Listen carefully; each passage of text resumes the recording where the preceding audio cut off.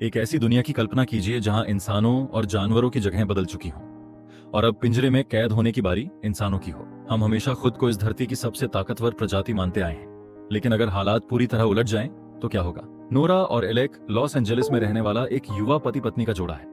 दोनों सड़क यात्रा पर निकले हैं और गांवों से गुजरते हुए रास्ता भटक जाते हैं। तभी नोरा बताती है कि उसे तुरंत वॉशरूम जाना है। एलेक सड़क किनारे बने एक छोटे से कैफे के पास गाड़ी रोक देता है। जगह देखकर लगता है कि वह काफी समय से बंद पड़ी है। नोरा कैफे के पीछे झाड़ियों की तरफ चली जाती है, जबकि एलेक कार में उसका इंतजार करता है। वहीं उसे जमीन पर पड़ा एक बटुआ और एक मोबाइल फोन मिलता है। वह दोनों चीजें उठाकर वापस कार में आ जाती है। सफर दोबारा शुरू होता है, लेकिन दोनों यह नहीं देख पाते कि सड़क के किनारे इंसानों जैसी हड्डियां बिखरी पड़ी हैं। नोरा एलेक को बटुए और फोन के बारे में बताती है। उसे पूरी घटना कुछ अजीब लगती है। तभी एलेक नोटिस करता है कि कार का पेट्रोल लगभग खत्म होने वाला है। अब उन्हें जल्द से जल्द किसी पेट्रोल पंप तक पहुंचना होगा। कुछ दूर जाने पर उन्हें सड़क किनारे एक खराब कार दिखाई देती है। उसके पास एक मोटी सफेद बालों वाली बुजुर्ग महिला खड़ी होती है। वह बताती है कि उसकी कार खराब हो गई है और एलेक से मदद मांगती है। एलेक कोशिश करता है कि किसी तरह गाड़ी स्टार्ट हो जाए, लेकिन तभी वह महिला अचानक नोरा के साथ बेहद बदतमीजी से पेश आने लगती है और बिना वजह उसे बुरा भला कहने लगती है। काफी कोशिश के बाद भी एलेक कार ठीक नहीं कर पाता। दोनों वहां से निकल जाते हैं, लेकिन जाते जाते वह बूढ़ी औरत उन्हें बेहद डरावने अंदाज में ताने देती है। रास्ते में नोरा अपने पति से कहती है कि हर किसी की मदद करना सही फैसला नहीं होता। कुछ देर बाद उन्हें एक छोटा सा डाइनर दिखाई देता है। दोनों वहां रुककर कॉफी, पानी और बर्गर ऑर्डर करते हैं। वेट्रेस गर्म कॉफी लाती है, जबकि रसोई में ताजा बर्गर तैयार किए जा रहे होते हैं। उसी डाइनर में एक अजीब आदमी भी बैठा होता है। वह बिना हिले डुले एक ही दिशा में घूरता रहता है। एलेक महसूस करता है कि वह आदमी चोरी छिपे उन दोनों पर नजर रख रहा है।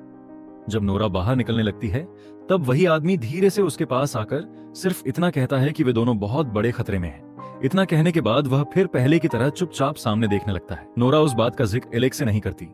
दोनों आगे बढ़ते हैं और आखिरकार उन्हें एक पेट्रोल पंप मिल जाता है। टैंक भरवाने के दौरान पंप का मालिक उन्हें बताता है कि आगे कुछ छोटे छोटे किराए के कॉटेज हैं, जहां रात आराम से बिताई जा सकती है। एलेक को यह सुझाव पसंद आता है, लेकिन नोरा बेचैन दिखाई देती है। वह चाहती है कि वे किसी अच्छे मोटल या होटल तक पहुंचे, मगर एलेक बेहद थका हुआ होता है। उसका कहना है कि पूरी रात कार में बिताने से बेहतर है किसी बिस्तर पर आराम किया जाए। ऊपर से आगे का पहाड़ी रास्ता काफी खतरनाक भी है। आखिरकार वे एक जगह पहुंचते हैं जहां कई गाड़ियां खड़ी होती हैं। पहाड़ी रास्ते से चलते हुए वे एक बड़े 2 मंजिला मकान तक पहुंचते हैं। जमीन पर भेड़ का बना हुआ एक निशान दिखाई देता है। दोनों घर के अंदर प्रवेश करते हैं। कमरे के बीचों बीच एक मेज रखी होती है, जिस पर खाली प्लेटें पड़ी हैं। पूरे घर में कोई इंसान नजर नहीं आता। नोरा तुरंत वापस लौटना चाहती है, लेकिन तभी एलेक ऊपर की मंजिल पर जाता है और वहां उसकी मुलाकात एक बेहद डरावने चेहरे वाले आदमी से होती है।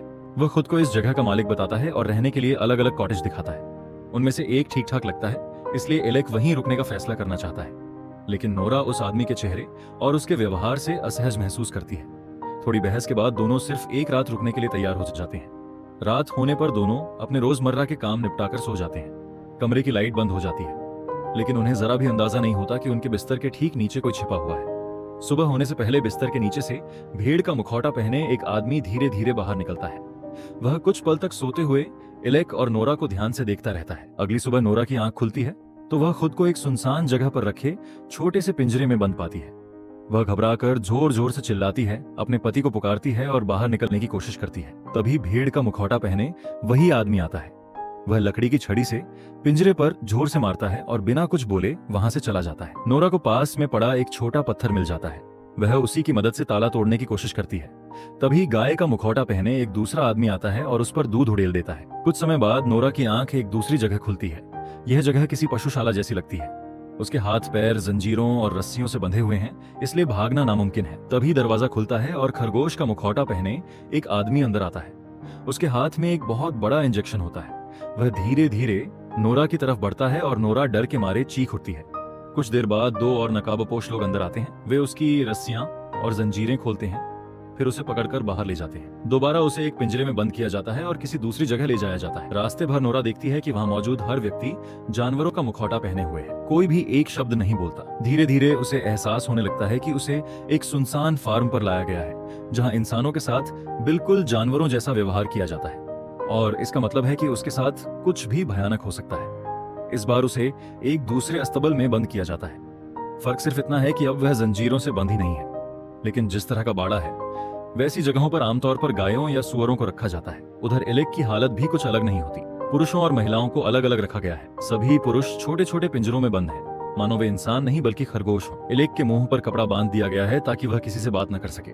बाकी कैदी भी पूरी तरह टूट चुके हैं और किसी बात पर कोई प्रतिक्रिया नहीं देते। कुछ देर बाद जानवरों के मुखौटे पहने लोग आते हैं और एक कैदी को बाकी लोगों के साथ छोटी ट्रॉली में बैठा कर ले जाते हैं। उन्हें एक ऐसी फैक्ट्री में पहुंचाया जाता है जो बिल्कुल किसी मीट प्रोसेसिंग प्लांट जैसी दिखाई देती है। फर्क सिर्फ इतना है कि यहाँ प्रोसेस होने वाला मांस न तो चिकन है, न बीफ और न ही पोर्क। सबसे डरावनी बात यह है कि पूरा काम बिना एक भी शब्द बोले पूरी खामोशी के साथ किया जाता है। यह दृश्य एक साथ डरावना, पागलपन भरा और पूरी तरह अमानवीय लगता है। कुछ लोग काले कूड़े के थैलों को चोगे की तरह पहनते हैं। वे फार्म पर नए कैदियों से भरे पिंजरे लाते हैं और उन्हें अलग अलग बाड़ों में रख देते हैं। उन्हीं लोगों के बीच एक आदमी ऐसा भी है जिसने कोई मुखौटा नहीं पहना। वही व्यक्ति है जिसने पिछली रात एलेक और नोरा को अपना कॉटेज किराए पर दिया था। अब साफ हो जाता है कि वह इस पूरी जगह का मालिक है। उसके पास सुअर का मुखौटा पहने एक आदमी आता है। मालिक उसे याद दिलाता है कि केवल 3 घंटे बाद 80 मेहमानों का बड़ा भोज शुरू होने वाला है और तब तक पर्याप्त खाना तैयार होना चाहिए।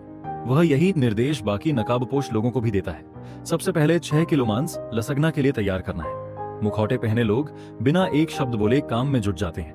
तभी मालिक के फोन पर कॉल आती है। कोई नया पर्यटक रात बिताने की जगह ढूंढ रहा होता है।